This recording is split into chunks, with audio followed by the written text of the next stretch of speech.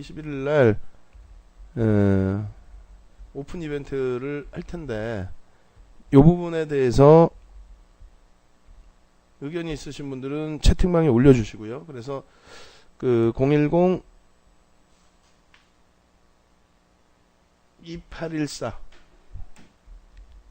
2814에 5930 요 핸드폰을 제가 지금 갖고 있어요. 예, 사무실 폰인데 제가 지금 갖고 있어요. 그래서 요쪽으로 문자로 신청을 해주세요. 네? 그렇게 해서 21일 오픈되는 이벤트를 오픈을 해서 며칠까지 월말까지 갈지 뭐 어떻게 할지는 정확히 모르겠습니다만 그 이벤트에 대한 건의사항, 네? 그래서 뭐 가격을 뭐 어떻게 해달라, 1개월짜리를 할인을 해달라, 혹은 뭐 6개월짜리를 6개월을 더 줘라, 혹은 뭐 6개월짜리에 9개월을 더 줘라, 혹은 1개월짜리에 1개월을 더 줘라, 뭐 별의별 내용을 건의사항을 주시면은 그것에 맞춰서 20일날 그 사이트 다 개편하고 넘겨질 때에 21일날 빠르면 21일날 결정을 줘서 올려드리고, 미리 이제 신청하신 분들은 그 개편안에 대한 그러니까 할인 이벤트 진행하는 부분에 대한 그것보다 조금 더 혜택을 드릴게요. 문자 신청을 하셔서 미리 의견을 주시는 분들, 예약을 주시는 분들, 의견을 주시는 분들은 조금 더 혜택을 드릴 테니까 아이고 죄송합니다. 제가 핸드폰을 잘못 눌러가지고 전화를 제가 잘못 거꾸로 드린 것 같아요. 죄송합니다. 깜짝 놀랐어. 그렇게 해서 2814-5930번으로 하여간에 의견 주시고요. 그리고 저희는 요 이벤트를 진행할 수 있도록 하고, 그 내용은 아직 확정된 건 없습니다. 그리고 이벤트 기다리시다가 내일부터 해서 또 종목 다 놓치시지 마시고 내일 개장 초부터 같이 움직이셔서 좀 종목군들 좀 잘 가져가셔서 좀 수익 좀 다졌으면 해요. 반도체 지수 떨어진 거는 설명드렸죠. 이미 반영돼 있는 내용이에요. 그 다음에 써버린 내용 한진칼 때문에요 하셨는데 요거 이제 간단하게 설명드리고, 힘스랑 선익 시스템, 그 다음에 가자님은 방송 중에 설명드릴게요. 이거 지금 해드려? 일단 한번 보죠. 근데 다 정의원님들이시란 말이야. 송구님, 가자님, 그 다음에 이제 뭐 예를 들어서 잠깐만요. 그럼 위로 빼놓고 그 다음에 하이닉스 포스코, 그 다음에 한진칼 같은 내용, 그죠? 위에 있죠. 예. 대한항공 없나? 네, 일단 잘라서 위로. 그리고 그 다음에 이제 썬데이 토즈 이렇게 돼 있네요. 예. 썬데이 토즈도 타자님 같으신 경우 우리 정의원님이시죠? 라이브 방송. 예. 일단은 보겠습니다. 요 내용을 해드리고 바로 이제 그 테마주에 대한 말씀을 드릴게요. 그럼 시간은 될 것 같아요. 지금 10시 34분이니까. 예전에 SK하고 소버린 내용이 궁금합니다 하셨는데, SK하고 이제 그 소버린, 제가 기억력이 나빠서 그 당시에 이제 아이고 멈춰졌죠. 이게 또 목소리는 들리시죠? HTS가 좀 잠깐 멈춘 것 같은데, 예, 이쪽으로 해봐. 자, 일단 그 당시에 결국은 그린메일이라고 그래서 대사가는 조건으로 마무리가 됐죠. 예. IMF 터지고 또 이제 그 SK 자체적인 문제가 굉장히 불거지고, 최태원 회장님 그때는 뭐 어릴 때고 뭐 그렇게 되면서 서버린 쪽에서 아주 공격적인, 예. 아이고 2010년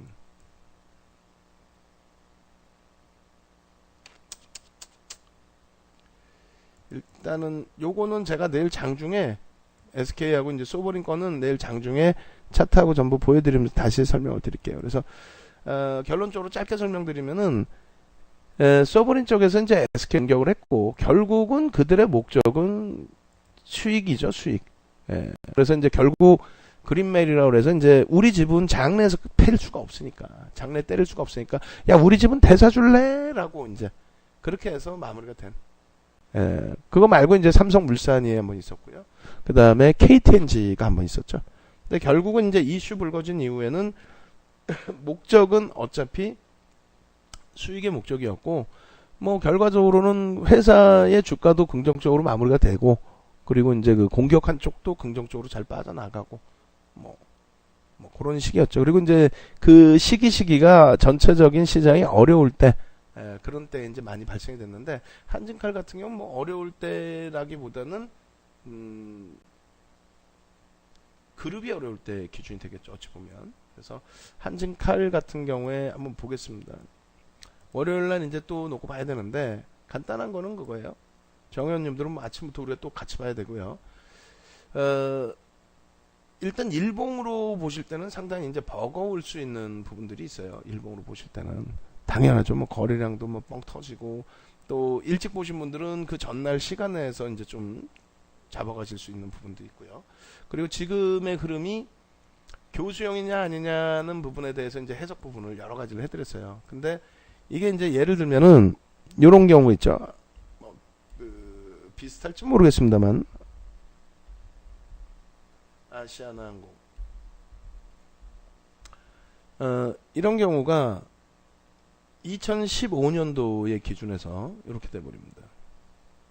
이날 우리는 전량 정리를 했어요. 전량 정리. 왜 전량 정리를 했냐면, 이때가 아직까지는 상한가 하한가가 15%일 때예요. 근데 11% 상승으로 연출이 됩니다. 근데 재미난 건 뭐냐면, 그간에 매집이 돼 있었는데, 이날 정확히 기억은 안 나는데 하여간에 그거였어요. 그 신세계 쪽에서 아시아나항공 금호그룹이 갖고 있는 저쪽 그 광주 쪽에 광주 터미널 부지인가요? 그거에 대해서 이제 롯데 쪽이 입찰을 들어온다라는 건 좀 기정사실화 돼 있었던 부분이 있었고요. 그리고 이제 기정사실화된 게 아니라 롯데 쪽이 들어온다는 움직임이 있었죠. 그러다 보니까 신세계 쪽이 자기네가 인수할 생각은 없는데, 광주 신세계가 있잖아요. 그러다 보니까 그냥 발을 한번 담궈가지고 가격만 높여서 롯데를 골탕 먹인다. 뭐 이런 식의 그 루머가 한번 형성이 됐습니다. 그래서 신세계도 들어온다. 그렇게 해서 아시아나항공이 갭상승이 11%의 갭상승이 나온 거죠. 그러고 나서 이제 결과는 음봉으로 떨어졌는데, 중간에 꼬리 달고 막 돌렸어요. 막 돌렸는데, 여기에 해석을 뭐라고 해드렸냐면, 돌려봐야 교수형이다. 돌려봐야 교수형이다. 그리고 돌린다고 해도 우리 많이 갖고 있을 때니까 수급 굉장히 좋잖아요. 우리 이제 수급 좋고 거래량 터져 있으면 들어간단 말이죠. 돌려봐야 교수형이다. 3% 더 올라가 봐야 아래 꼬리 쫙 달린 교수형편이 더 되겠느냐. 그러니까 일단은 차익 실현하자. 그리고 이때는 막 상한가가 이렇게 쉽게 나올 때가 아니에요. 제약바이오 터지면서 비이성적인 랠리 때문에 대형주의 상한가가 나오는 거지, 이때 당시에 뭐 상한가 그렇게 나오는 시장이 아니에요. 그러니까 결국은 꽝 무너지고 음봉 떨어지고, 결국은 그 내용이 야 이거 아니야, 루머였어, 신세계 입찰 안 들어온대. 그렇게 되면서 이제 무너지고, 그 다음에 수급 부분 꼬인 거는 금호그룹이 굉장히 하여간 이때 좀 나쁜 못된 짓거리를 많이 했죠. 누구시죠? 박상구 회장님이신가요? 그때 당시 박근혜 전 대통령 정부의 그 김기춘 왕 실장님? 뭐 등에 업고 지역사회에 대해서 굉장히 많이 얘기를 했단 말이에요. 전라도에도 전라도 기업의 주인이 전라도 사람이 돼야지 뭐 어쩌고저쩌고 할 별의별. 그래서 미래에셋 쪽이 이제 채권단 그 지분 가장 많은 쪽이었는데, 하여간 거기서 뭐 부러뜨려 버리고 난리가 났었어요. 그러면서 결국은 지분들 다 빠져나가고 급락이 나왔는데, 하여간에 어찌됐건 이 당시 기준에서의 흐름이랑 똑같습니다. 꼬리 달고 돌리면 이제 망치형의 기준. 그러니까 이슈는 신세계 정도의 이슈. 근데 이제 한진칼 같은 경우는 조금 다른 맥락에서 이해를 할 수 있죠. 그리고 또 한 가지는 한진 부분이 똑같은 기준에서 또 뭐 똑같아 볼 수는 없지만 한진의 기준에서 갭상승 위에 쭉 뻗어 올라가면서 앞전 고점 뚫어놓고 일단 수급 추가적으로 좀 더 유입되고 그리고 뭐 한 추세 부분 뭐 상당히 긍정적으로 살려놨잖아요. 근데 이 부분이 한진칼 같은 경우는 떠서 출발한 거고 한진은 밑에서부터 들어 올린 거고 그럼 여기서 이거를 교수용으로 해석을 해야 될 것이냐라고 했을 때 글쎄요 이제 뭐 결과가 나와봐야 알겠지만은 첫 번째로는 아시아나항공처럼 신세계가 입찰에 들어온다 그런 루머성의 재료 내용보다는 실질적인 뭐 M&A가 된다는 게 아니에요. 그룹의 전체적인 재평가 작업이 이루어질 수 있다.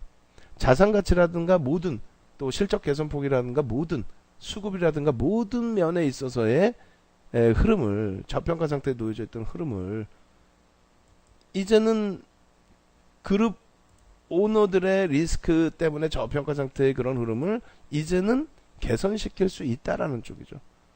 그러니까 한진칼 같은 경우에 어찌 보면 누적 수급이 크진 않지만 대한항공 같은 경우는 사실상 지속적인 수급이 유입돼 있었거든요. 그래서 좀 갈만하면 그냥 뭐 오너 리스크 불거지고 갈만하면 뭐 흔들리고 이런 부분이 상당히 많았단 말이죠. 근데 그러한 부분을 해소시킬 수 있는 부분이 제한적이었는데 요번에 이 흐름을 통해서 처음에는 이제 유가의 흐름을 통해서 우리 입장에서는 유가 흐름 때문에 대한항공의 이러한 저평가 상태가 해소될 수 있습니다. 그러니까 편입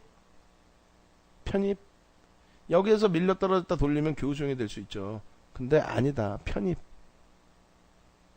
그러고 나서의 흐름 이것이 이번 주 지난주를 잘 넘겼기 때문에 주봉상으로 이제 대처하면 된다.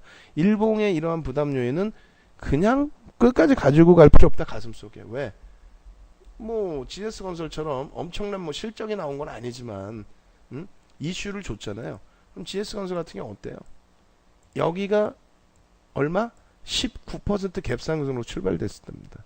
근데 만약에 여기서 종가가 14%인데 꼬리 달리고 교수용이라고 만약에 쳐봐요. 예를 들어 모양새가 우산형으로 쳐봐요. 그게 우산형이 되려면은 여기서 엄청난 매물이 터지고 계속 미끄러져 떨어져야 된단 말이에요. 그렇지 않으면 랠리죠. 이 갭을 밖으로 내려오지는 않잖아요.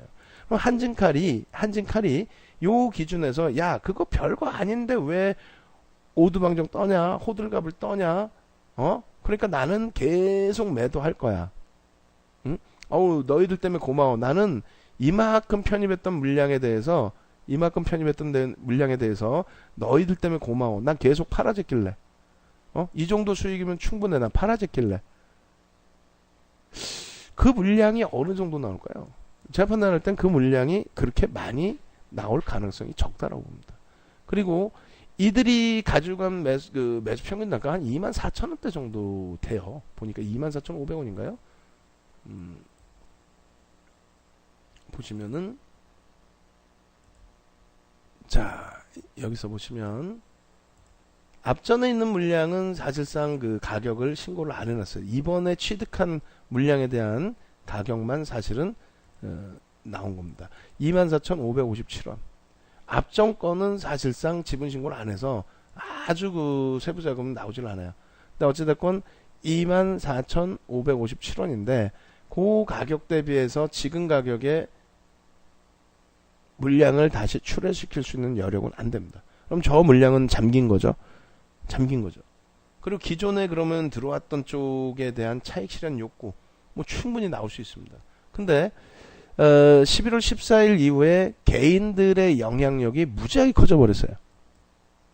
무슨 말이냐면 평상시에 이 종목은 개인들의 영향력이 없던 종목입니다. 거의 매도세 보시면 매도세의 14일 이전에 13일까지 보시면 외국인 기관이 27만 주의 매수 합쳐서 매도 그리고 개인들이 37만 주. 그러면 개인들이 뭐 2배 이상 형성되진 않죠. 마찬가지로 요날도 보시면 오히려 개인들의 물량이 적어요. 요날 같은 경우는 20만 주에 35만 주. 무슨 얘기냐면 개인들의 영향력이 외국인 기관 합산한 영향력 대비해서 월등하게 막 2배 이상 이렇게 형성되는 경우가 드물단 말이에요. 거의. 그러니까 외국인 기관에 의해서 거의 움직이는 종목인데 특히 이제 16일 기준에서 보면 완전히 개인들이 그냥 대부분의 물량을 형성을 시킨 거죠. 그죠? 그리고 외국인 기관도 순매수 기준에서는 외국인들이 뭐 50만 주를 매도한 것 같지만 한 명이 아니잖아요. 한 명이 아니잖아요. 빠져나간 쪽은 85만 주예요. 기관도 빠져나간 쪽은 145만 주예요. 웬 떡이니라고. 근데 매수한 쪽은 공매도 상환도 포함되어 있겠습니다만 와 이건 또 웬 떡이니. 똑같이 웬 떡이냐고 샀단 말이에요. 손바뀜이 어마어마해졌죠. 거기다 개인들의 흥분 상태에 놓여져 있죠. 그러면 현대건설 같은 경우가 이때 이 흥분 상태 개인들의 흐름을 보시면요 어마어마합니다. 그냥 뭐 외국인이 팔거나 기관이 팔거나 다 필요 없어. 11%를 팔아 제끼는데 개인들이 그냥 순매수 기준에서 개인들이 그냥 다 사. 200만 주씩 다 사. 계속 사요. 계속. 영향력 부분이 그 전에는 4월, 5월 달 그러니까 4월 말 이렇게 폭등 랠리 나오기 전에는 개인들의 영향력이 어때요? 요 보시면 밑에 보시면 별로 없죠. 그렇게 크게 없어요. 크게 없다가 4월 18일 이후에 또 4월 19일 날 실적 상상을 초월하는 실적도 나왔죠. 그리고 4월 말 5월 들어서면 어떻게 돼? 예? 어마어마하게 많아지죠. 개인들의 비중이.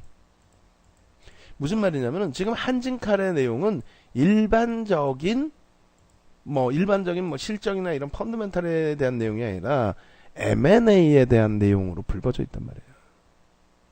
그렇기 때문에 그 이슈나 그 거래량 부분을 잘 놓고 대처를 하면은 크게 무리는 없다. 다만 뭐 그것은 윤정도의 해석이지. 윤정도의 해석이지. 그래서 예를 들면 갭에 대한 목표 주가 범위 넘어섰고 좀 더 넓게 보면은 요 정도 범위인데 주봉상으로 갭을 한번 살짝 내주고 시간에는 크게 무리는 없어요. 시간에 거는 뭐 거래량이 뭐 얼마나 된다고 780만 주 거래된 종목에 시간에서 소형주도 아니고 6만 7천 주 이건 의미가 없어요. 그래서 시간에 저 거래 말고 개장 초에 주봉상 또 일봉상 살짝 큰만 갭이 나와줘서 움직임을 줘도 주간 단위로 역시 거래량 실리면서 탄력받을 수 있습니다. 그리고 눌렸을 때의 1차적인 지지라인은 27,000원 보셔야죠. 그리고 2차적으로 보실 부분은 24,950원. 그래서 25,000원을 마지노선으로 잡은 겁니다. 그래서 우리는 방안의 흐름을 다시 놓고 보면서 전체적인 흐름을 다시 놓고 보면서 방안에서는 그 대처를 다시 해나갈 거예요. 차익 실현을 중간에 한 번 더 할지 신규 편입을 잡을지 비중을 좀 더 늘릴지 여러 가지. 그래서 결코 이 부분은 현재로서는 제 입장에서는 교수용으로 해석하지는 않는다. 또 교수용으로 해석할 만큼의 주봉, 월봉의 흐름, 또 펀드멘탈적인 흐름, 수급의 흐름 전체적으로 놓고 볼 때 교수용이 발생에 대해서 급격한 조정이 나올 수 있는 그런 흐름으로 해석하지는 않고요. 그리고 수급 부분도 손바뀜이 무지하게 많다. 그래서 저거를 굳이 교수용으로 인식하지 말자. 그렇게 말씀을 드리겠습니다. 그렇게 보시고 공매도요. 공매도 내일 같이 보시죠. 뭐 내일 공매도도 뭐 상당폭 있겠죠. 누적 공매도가 크게 의미 없어요. 공매도 부분은 주가 올라갈수록 이제 상환해야 되는 압박이 커지는 거고 손절성 쇼커버링이 나오는 부분도 있겠죠. 근데 어제 금요일 날도 일정 범위는 그게 포함되어 있고요. 그러니까 무슨 말이냐면은 이렇게 돼 있는 거예요. 그 수량이나 이런 건 의미 없어요. 지금 있는 수량은. 예를 들어서 여기까지 해서 공매도 밑에 만약에 여기서 공매도를 때렸던 쪽은 그냥 쇼커버링이죠. 그냥 막 손절 때리는 거죠. 공매도 친 쪽은. 근데 새롭게 보는 쪽은 이거 뭐야 과도하잖아. 새롭게 또 공매도를 때려요. 얘네는 쇼커버링을 하는데 얘네는